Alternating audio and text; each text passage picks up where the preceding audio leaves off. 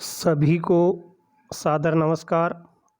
मैं मनोज मिश्रा, आप हमारे इस YouTube चैनल पर आपका हार्दिक स्वागत करता हूं। आज हम हिंदी व्याकरण के अंतर्गत एक प्रकरण लेने जा रहे हैं।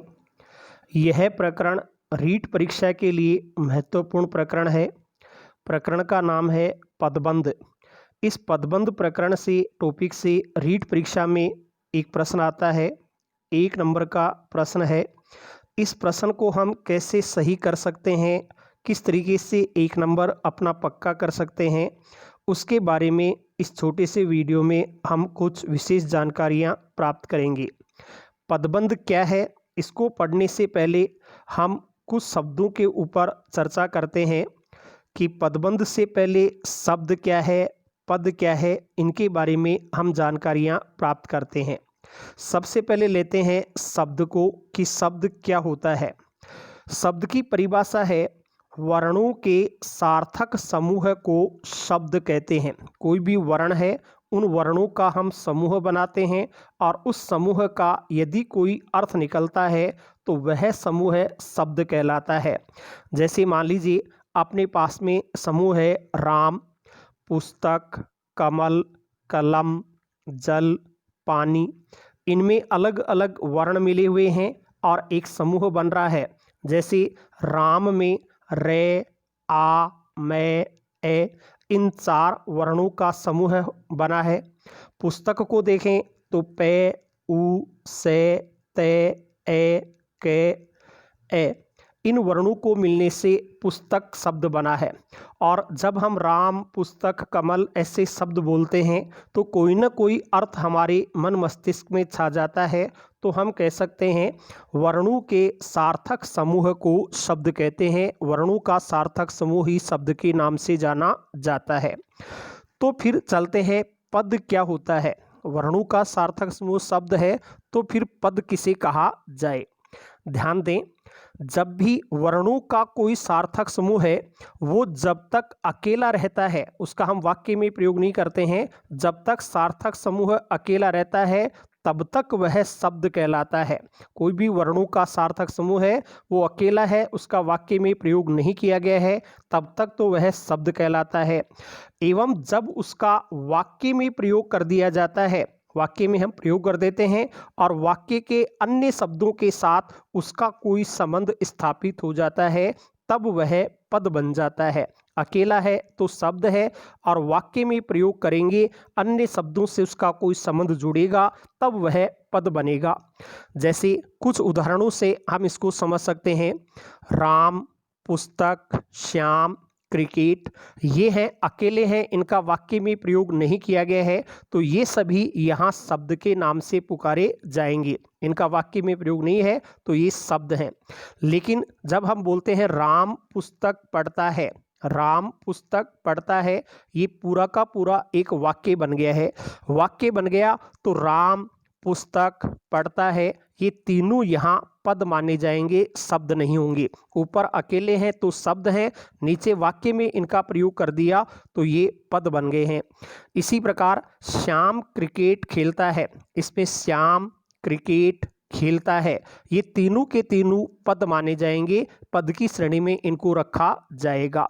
तो शब्द में और पद में यही अंतर होता है कि कोई भी वर्णों का सार्थक समूह अकेला है तब तक शब्द है, और जब हम उसका वाक्य में प्रयोग कर देते हैं तब वो पद के नाम से पुकारा जाता है। अब चलते हैं अपने मूल टॉपिक पदबंध की ओर कि पदबंध क्या होता है। ध्यान दें, किसी भी वाक्य में एक पद विशेष के द्वारा जो कार्य किया जाता है, कोई भी वाक्य है उसमें एक पद जो काम कर सकता है, वही कार्य यदि अनेक पद मिलकर के करते हैं तब उस पद समूह को पदबंध के नाम से पुकारा जाता है। कोई भी वाक्य है, वाक्य में एक पद जो काम कर सकता है, वह काम यदि अनेक पद मिलकर के करते हैं तब उस पद समूह को, चाहे वो 2 पद हो 3 हो, पदों के समूह को ही पदबंध कहा जाता है। जैसे मान लीजिए अपने पास में एक वाक्य है लड़का घर जाता है, लड़का घर जाता है। यहाँ उद्देश्य के रूप में लड़का शब्द अकेला आ रहा है, लड़का करता है, कर्ता के रूप में एक ही शब्द का प्रयोग हुआ, एक शब्द है, तब तक तो ये पद कहलाएगा। इसी के जैसा दूसरा वाक्य लेते हैं, छोटा लड़का घर जाता है। यहाँ कर्ता के रूप में, उद्देश्य के रूप में छोटा लड़का ये रूप आ रहा है। इसमें दो पद आ गए, छोटा और लड़का, दो पदों का समूह बन जाने के कारण इसको पदबंध कहा जाएगा। लड़का अकेला है तब तक वो पद है, और छोटा लड़का दो पद हो गए तो इसको पदबंध कहा जाएगा। ऐसे हम बोलें, एक छोटा लड़का घर जाता है। इसमें भी उद्देश्य के रूप में अब तीन पद हो गए हैं, पहला एक, फिर छोटा, फिर लड़का। तीन पदों के समूह को अपन पदबंध कह सकते हैं कि तीनों मिलकर के एक ही उद्देश्य के रूप में काम कर रहे हैं, कर्ता के रूप में इनका प्रयोग हो रहा है, इसलिए यह पद समूह है, पदबंध माना जाएगा। और इसको आगे बढ़ाएं तो, मेरा एक छोटा लड़का घर जाता है। इसमें चार पद एक साथ आ गए, मेरा, एक, छोटा, लड़का, ये चारों मिलकर के एक कर्ता के रूप में, उद्देश्य के रूप में प्रयुक्त हो रहे हैं, तो इन चारों के समूह को पदबंध कहा जाएगा।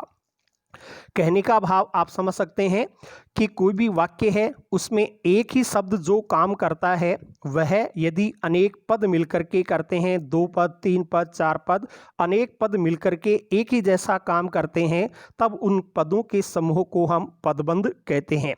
जो चार वाक्य हमने पढ़े, इनमें प्रथम वाक्य में उद्देश्य कर्ता के रूप में केवल एक ही शब्द लड़का आ रहा था, एक ही शब्द हुआ, इसलिए इस एक शब्द लड़के को हम पद ही मानेंगे, पदबंध नहीं कहेंगे। लेकिन जो शेष तीनों वाक्य हमने पढ़े, उन शेष तीनों वाक्यों में उद्देश्य भाग के रूप में एक से अधिक पद अपने पास में आए, छोटा लड़का, एक छोटा लड़का, मेरा एक छोटा लड़का, ऐसे दो, तीन, चार पद मिलकर के एक ही कर्ता के रूप में, उद्देश्य के रूप में प्रयुक्त हुए, इसलिए इन पद समूह को हम क्या कहेंगे, पदबंध के नाम से पुकारेंगे। तो ये आप समझ गए होंगे, पद है वो अकेला एक होता है, एक ही काम करने वाला एक है तब तक पद है, और पदों का समूह बन जाता है तब उसे पदबंध कह दिया जाता है। अगली चीज लेते हैं, पदबंध के घटक क्या है, पदबंध के घटक कितने होते हैं। तो पदबंध के प्रमुखतः दो घटक माने जाते हैं। दो घटक कौन कौन से होते हैं? पहले घटक का नाम है शीर्ष या मुख्य घटक, और दूसरा है आश्रित घटक। कोई भी पदबंध है उसमें हम दो घटक अवयव मानते हैं। पहले घटक को शीर्ष या मुख्य घटक कह सकते हैं, एक आश्रित घटक माना जाता है। इन दोनों में अंतर कैसे करते हैं, शीर्ष या मुख्य घटक क्या है और आश्रित घटक क्या है? ध्यान दें, कोई भी पदबंध आपके सामने आ रहा है, पदों का समूह है, पदबंध है, वो हमारे सामने है। उस पदबंध में आप अंत में ध्यान देंगे, अंत में जो शब्द लिखा हुआ है वो शब्द ही शीर्ष घटक या मुख्य घटक कहलाता है। जो सबसे अंत में लिखा हुआ मिलेगा उसको तो हमें शीर्ष या मुख्य घटक मान लेना है, और उस अंतिम को छोड़ करके बाकी जो बच गया शीर्ष या मुख्य घटक को हमें छोड़ देना है, और छोड़ करके उसकी विशेषता प्रकट करने वाले या उसका विस्तार करने वाले अन्य जितने शब्द लिखे हुए हैं, पद लिखे हुए हैं, वे सभी पद आश्रित घटक के नाम से पुकारे जाते हैं। समझेंगे इसको कि कोई भी पदबंध अपने पास में आया है उसमें जो सबसे अंत में लिखा हुआ है वो शीर्ष घटक या मुख्य घटक कहलाता है, और उस अंतिम शीर्ष घटक की, मुख्य घटक की विशेषता प्रकट करने के लिए, उसका विस्तार करने के लिए कुछ अन्य पद काम में ले लिए जाते हैं। उन सभी पदों को आश्रित घटक के नाम से पुकारा जाएगा। जैसे कुछ उदाहरण हम यहाँ लेकर के आ रहे हैं। एक वाक्य अपने पास में, एक वाक्य नहीं पदबंध है, झूठ बोलने वाले लोग, ये पूरा का पूरा एक पदबंध है।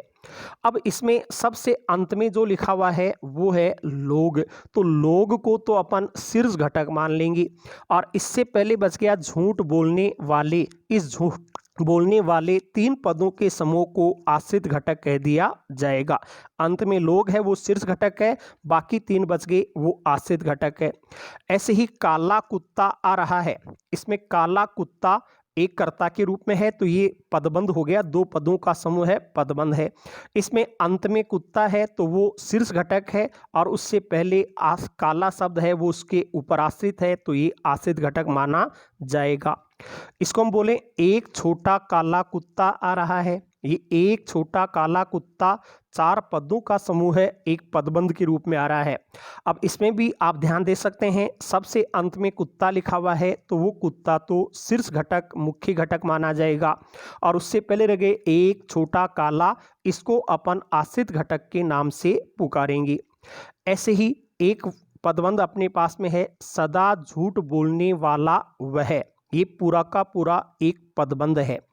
इस पदबंध में सबसे अंत में लिखा हुआ है वह, तो इस वह को तो शीर्ष घटक या मुख्य घटक माना जाएगा, और उससे पहले जो लिखा हुआ है सदा झूठ बोलने वाला, इसको अपन आश्रित घटक के नाम से पुकारेंगे।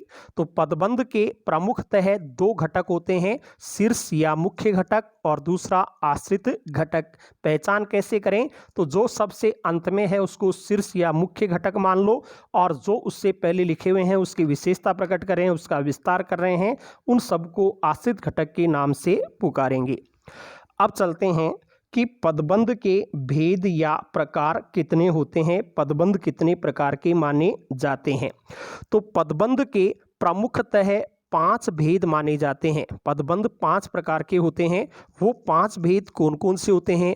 एक होता है संज्ञा पदबंध, एक सर्वनाम पदबंध, एक है विशेषण पदबंध, संज्ञा सर्वनाम विशेषण, फिर आता है क्रिया विशेषण पदबंध, और एक क्रिया पदबंध। पदबंध के 5 भेद होते हैं, संज्ञा पदबंध, सर्वनाम पदबंध, विशेषण पदबंध, क्रिया विशेषण पदबंध और क्रिया पदबंध। ये 5 प्रकार के भेद माने जाते हैं। इन पांचों में अपन अंतर कैसे करें, पहचान कैसे करें, क्योंकि परीक्षा में प्रश्न इसी रूप में आएगा अपने सामने कि किस विकल्प में संज्ञा पदबंध का प्रयोग हुआ है, या कोई भी वाक्य दे दिया उसमें रेखांकन कर दिया गया और पूछा गया रेखांकित पदबंध का नाम कौन सा है, भेद कौन सा है, तो उसको हमें पहचानना है। सबसे पहले लेते हैं संज्ञा पदबंध की पहचान कैसे होती है। देखिए, अभी हमने शीर्ष घटक और मुख्य घटक को पढ़ा था। सबसे अंत वाला शीर्ष घटक और उससे पहले है वो आश्रित घटक। तो कोई भी पदबंध अपने पास में है, उस पदबंध में शीर्ष घटक के रूप में यदि कोई संज्ञा शब्द लिखा हुआ मिल रहा है, जो भी पदबंध है उसमें शीर्ष घटक अंतिम शब्द को देखना है, वो यदि संज्ञा शब्द है तो वो पदबंध संज्ञा पदबंध के नाम से पुकारा जाएगा। पहचान ये है, शीर्ष घटक संज्ञा शब्द होने पर संज्ञा पदबंध माना जाता है। फिर सर्वनाम पदबंध क्या है, सर्वनाम पदबंध किसे कहते हैं? तो सर्वनाम पदबंध की पहचान है कि शीर्ष घटक या मुख्य घटक के रूप में यदि सर्वनाम शब्द लिखा हुआ मिल जाता है तो उसे हम सर्वनाम पदबंध कह देते हैं। कोई भी पदबंध आया उसमें शीर्ष घटक को देखना है, यदि वो सर्वनाम शब्द है तो वो पदबंध सर्वनाम पदबंध के नाम से पुकारा जाएगा। फिर चलते हैं, तीसरा आता है विशेषण पदबंध। ये विशेषण पदबंध क्या होता है कि अपने पास कोई भी पदबंध है उसमें अंतिम जो शब्द है शीर्ष घटक है उसको अपन संज्ञा शब्द होने पर संज्ञा पदबंध मान लेते हैं, और यदि सर्वनाम शब्द है तो सर्वनाम पदबंध मान लेते हैं। अब कोई भी संज्ञा या सर्वनाम पदबंध है उसमें से संज्ञा या सर्वनाम शब्द को तो छोड़ दिया जाता है, और उससे पहले वाला जो आश्रित घटक है केवल आश्रित घटक को रेखांकित किया गया है कि ये पदबंध कौन सा होगा, तो उसको ही विशेषण पदबंध माना जाएगा। कोई भी संज्ञा या सर्वनाम पदबंध है उसमें शीर्ष घटक को छोड़ करके अन्य जितने भी आश्रित घटक के पद हैं वो विशेषण पदबंध के अंतर्गत शामिल किए जाते हैं। संज्ञा और सर्वनाम दोनों को छोड़ दिया गया है, बाकी केवल आश्रित घटक को रेखांकित किया गया है तो उसको विशेषण पदबंध कहेंगे। चौथा भेद अपन लेते हैं, वो आता है क्रिया विशेषण पदबंध। चौथा भेद अगर लेते हैं तो चौथा भेद अपने पास में आता है वो है क्रिया विशेषण पदबंध। ये क्या है कि क्रिया विशेषण शब्द होते हैं, क्रिया की विशेषता बताने वाले शब्द क्रिया विशेषण हैं। वो यदि अनेक शब्द एक साथ प्रयुक्त हो जाते हैं, अनेक क्रिया विशेषण मिलकर के एक पद समूह के रूप में कार्य करते हैं, तब उस पद समूह को क्रिया विशेषण पदबंध के नाम से पुकारा जाएगा। क्रिया विशेषण अनेक हैं, वो मिलकर के एक पदबंध की रचना कर रहे हैं, तो उन क्रिया विशेषण समूह को ही क्रिया विशेषण पदबंध कह दिया जाता है। और पांचवा भेद जो आता है वो है क्रिया पदबंध, कि जब अनेक क्रियाओं का एक साथ हम संयुक्त क्रिया के रूप में प्रयोग कर देते हैं। संयुक्त क्रिया वाक्य में आ रही है, अनेक क्रियाएं हैं जो क्रियापद हो सकते हैं, वो एक साथ मिलकर के एक संयुक्त क्रिया की रचना कर रहे हैं, तो उस प्रकार के पदबंध को ही क्रिया पदबंध कहा जाता है। तो आप समझ गए होंगे, संज्ञा पदबंध पहला था, शीर्ष घटक संज्ञा शब्द होने पर संज्ञा पदबंध होगा, शीर्ष घटक सर्वनाम शब्द होने पर सर्वनाम पदबंध होगा, शीर्ष घटक को छोड़ करके और यदि आश्रित घटक को ही रेखांकित किया गया है तो उसे विशेषण पदबंध कहा जाएगा। अनेक प्रकार के अव्यय शब्द या क्रिया विशेषण शब्द एक साथ प्रयुक्त हो जाते हैं तो उसे क्रिया विशेषण पदबंध कह दिया जाएगा। और यदि अनेक क्रियाएं मिलकर के एक संयुक्त क्रिया के रूप में प्रयुक्त हो रही हैं तो उसे क्रिया पदबंध कहा जाएगा। अब इनको हम परीक्षा में प्रश्न कैसे होगा, वाक्य कैसे आएगा, कैसे हमें उत्तर छांटना है, इसको हम समझते हैं। उदाहरण लेकर के हम आ रहे हैं। जैसे एक वाक्य आ गया, सदा झूठ बोलने वाले लोग बेईमान भी होते हैं। इस वाक्य में सदा झूठ बोलने वाले लोग यहाँ तक को रेखांकित कर दिया गया है, और रेखांकित करने के बाद हमसे प्रश्न पूछा जाता है कि रेखांकित पदबंध का भेद कौन सा है। तो आप देख रहे हैं इसमें अंत में लोग लिखा हुआ है और वो लोग संज्ञा शब्द है, तो संज्ञा शब्द होने के कारण सदा झूठ बोलने वाले लोग ये संज्ञा पदबंध माना जाएगा। मान लीजिए इसमें लोग शब्द को हटा दिया जाता है और अपने पास में केवल सदा झूठ बोलने वाले यहाँ तक को ही रेखांकित किया जाता है, तो फिर यहाँ तक का जो अंश है वो विशेषण पदबंध माना जाएगा। अगर लोग तक वाक्य रेखांकित है तो संज्ञा पदबंध उत्तर करना है, लोग को रेखांकन में नहीं लिया गया है, केवल वाले तक का भाग रेखांकित है, तो फिर उसे विशेषण पदबंध में माना जाएगा। ऐसे ही दूसरा उदाहरण आ रहा है, सदा शेर की तरह दहाड़ने वाले आप आज शांत क्यों बैठे हैं। इस वाक्य में रेखांकित किया गया है सदा शेर की तरह दहाड़ने वाले आप, यहाँ तक का भाग रेखांकित है। अब आप देख रहे हैं अंत में आप शब्द आ गया, आप एक सर्वनाम शब्द है, सर्वनाम शब्द हो गया तो सदा शेर की तरह दहाड़ने वाले आप, ये तो सर्वनाम पदबंध माना जाएगा। इसी वाक्य में यदि आप शब्द को छोड़ दिया जाता है और सदा शेर की तरह दहाड़ने वाले केवल इतने से भाग को रेखांकित करके पूछा जाए कि ये पदबंध का कौन सा भेद है, तो इसे हम विशेषण पदबंध मान लेंगे। ऊपर संज्ञा शब्द था तो संज्ञा पदबंध, यहाँ विशेषण है वो सर्वनाम है तो सर्वनाम पदबंध। संज्ञा और सर्वनाम को छोड़ करके शेष अंश को पूछा गया तो उसे विशेषण पदबंध के नाम से पुकारा जाएगा, विशेषण पदबंध हो जाएंगे। तीसरा उदाहरण अपने पास में आ रहा है, वह ऊपर कमरे में बैठा है। इसमें ऊपर कमरे में इसको रेखांकित कर दिया गया है और पूछा जा रहा है रेखांकित पदबंध का भेद बताइए। तो ऊपर एक स्थान है, स्थानवाचक क्रिया विशेषण है, कमरा भी स्थान हो गया, क्रिया विशेषण का समूह बन रहा है, इसलिए इसको क्रिया विशेषण पदबंध कह दिया जाएगा। ऐसे ही आगे अपने पास में आ रहा है, परिश्रम से पढ़ने वाले निश्चित सफल होते हैं। परिश्रम से पढ़ने वाले निश्चित सफल होते हैं। रेखांकित पदबंध है परिश्रम से पढ़ने वाले यहाँ तक का भाग, इसका भेद पूछा जा रहा है कि यहाँ पदबंध का कौन सा भेद है। तो आप देख रहे हैं वाले के आगे न तो कोई संज्ञा है न कोई सर्वनाम है, केवल वाले तक का ये छिपा हुआ संज्ञा सर्वनाम को लुप्त रखा गया है, इसलिए ये पदबंध विशेषण पदबंध ही माना जाएगा। इसका उत्तर विशेषण पदबंध होगा। यदि हम इस वाक्य को ऐसे बोल देते, परिश्रम से पढ़ने वाले अभ्यर्थी निश्चित सफल होते हैं, अभ्यर्थी तक का भाग रेखांकित हो तो वो संज्ञा पदबंध हो जाता, लेकिन यहाँ न संज्ञा है न सर्वनाम है, इसलिए इसको विशेषण पदबंध ही माना जाएगा। अगला वाक्य है, हमें ध्यान देकर सावधानी से पढ़ना चाहिए। मान लीजिए रेखांकित किया गया है ध्यान देकर सावधानी से, इस भाग को रेखांकित कर दिया गया और पूछा गया रेखांकित पदबंध का भेद कौन सा है। तो यहाँ ध्यान देकर सावधानी से किस प्रकार से पढ़ना चाहिए, किस प्रकार से ये क्रिया विशेषण का उत्तर है, तो ये पदबंध क्रिया विशेषण पदबंध माना जाएगा। और यदि वाक्य में केवल पढ़ना चाहिए, इसको रेखांकित करके प्रश्न आ जाता है कि ये पदबंध कौन सा है, तो दोनों क्रियाएं हैं, पढ़ना चाहना क्रियाओं का समूह संयुक्त क्रिया के रूप में है, तो इसे क्रिया पदबंध कहा जाएगा। अब चलते हैं, एक और वाक्य अपने पास में आ रहा है जो विगत रीट परीक्षा में पूछा गया था। प्रश्न कैसे दिया, शेर की तरह दहाड़ने वाले आप भिग्गी बिल्ली कैसे बन गई। इसमें शेर की तरह दहाड़ने वाले आप इस भाग को रेखांकित कर दिया गया और पूछा गया रेखांकित पदबंध का भेद कौन सा है। तो आप देख रहे हैं अंत में आप लिखा हुआ है और ये आप एक सर्वनाम शब्द है, इसलिए इसका भेद सर्वनाम पदबंध माना जाएगा। इसी वाक्य में यदि आपको छोड़ दिया जाए और शेर की तरह दहाड़ने वाले केवल इस भाग को रेखांकित करके प्रश्न पूछा जाए, तो फिर वो विशेषण पदबंध माना जाएगा, सर्वनाम पदबंध नहीं होगा। ऐसे ही पिछली रीट में एक और प्रश्न आ रहा है, सारस की तरह लंबी गर्दन बड़ी अजीब लगती है।